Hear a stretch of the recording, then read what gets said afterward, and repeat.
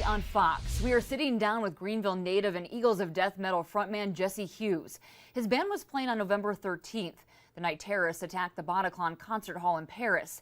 Hughes' band was on stage and experienced the terror firsthand. Their merchandise manager, Nick Alexander, was killed, one of the 89 who died in the attack at that music venue. In the days that followed, Fox Carolina spoke several times with the family of Jesse Hughes about how he was doing. Hughes is from the Greenville area, and we were able to learn more about the rock star from his cousins, Mark and Don King.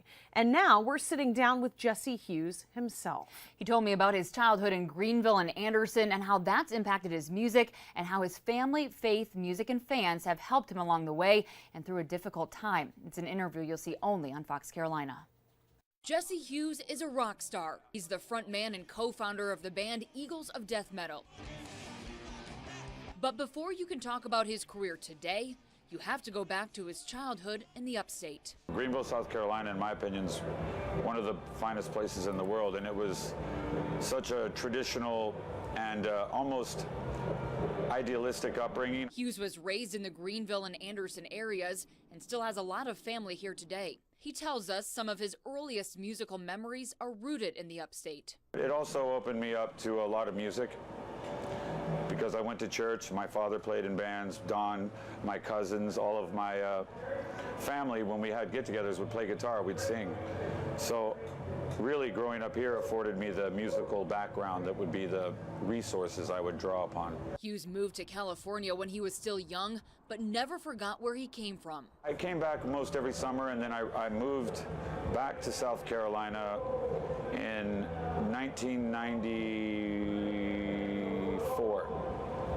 I'm from San Francisco. I moved and I went to Greenville Tech, and I worked at a record store called Manifest Discs and Tapes, which is the greatest record store in the world. Hughes eventually headed back west and formed the rock band Eagles of Death Metal with his best friend, Josh Homme.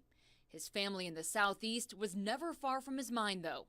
I stay in constant contact. I mean, really, our family's, I don't know if it's weird, but it's an extended big family, and we all stay in touch. All of us. Those strong ties took on new meaning last November. I just want to say that I'm very proud to be where I'm from, and I wasn't possibly able to be more proud during some of my recent troubles, you know what I mean? My family was right there for me to bat publicly and right on top of it. That's awesome. Right now, the Eagles of Death Metal are in the middle of a tour that's taking them around the world and includes stops in the U.S. through late July. We met up with him for this interview at their stop in Atlanta. Well, this is obviously a big tour for us because it's our first time in the States after what we came off through Paris. And it feels good to be back home. But we never stopped doing what we were doing, you know, and rock and roll is the greatest job in the world. Hughes tells us his family and fan support has been so important to him over the last 6 months and throughout his career. But this rock star is also an ordained minister, and he takes his faith seriously. I had incredible faith from the second things went weird, and it's done nothing but pay off.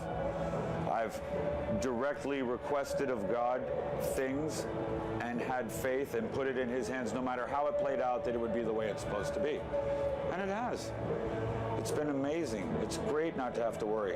Hughes lives and breathes his music. From songwriting to playing on stage, it's his art and his passion, and he won't let anything stop him along the way.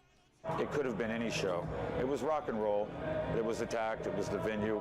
I mean, we really were insignificant. We weren't part of it. We weren't targets. We were just there. But they messed up. They didn't know who they were messing with, and they messed with the entire universal international family of rock and rollers. You can't do that. And that's it. Now, one huge way that the Eagles of Death Metal have banded together with other musicians has been through the Play It Forward campaign, and here's how it works. Other musicians are asked to cover the band's song, Save a Prayer, and for every cover sold, the money is donated through a charity to the victims and the families impacted by the Paris terror attacks. There are some big names that have taken part so far, including Elton John, Florence and the Machine, and Kings of Leon, just to name a few. Now, if you want to help out, we'll have a link to the Play It Forward campaign on our website, foxcarolina.com, so you can help out there. So It was really interesting to actually meet him and to talk to him. Obviously, we had talked with Don and Mark when the terror attacks first happened in November, and just a really great family, and they are close, which is pretty neat. Yeah, to see that tie that still goes back here to the upstate, but just knowing what he's been through, to be in that venue, to see what he saw that night, but to know that he's going to continue doing what he's doing. It sounds like he thinks that's important. Yeah, and so I mean, they started playing again. I believe it was in February. Started touring again, and they've been touring ever since and don't have any plans to stop. And he said that's, you can't really stop the music, and he feels like the whole rock and roll community has really come together. And as you can see, Elton John covering their song. So I mean, some big things going on to try to help those victims of the Paris terror attacks. So.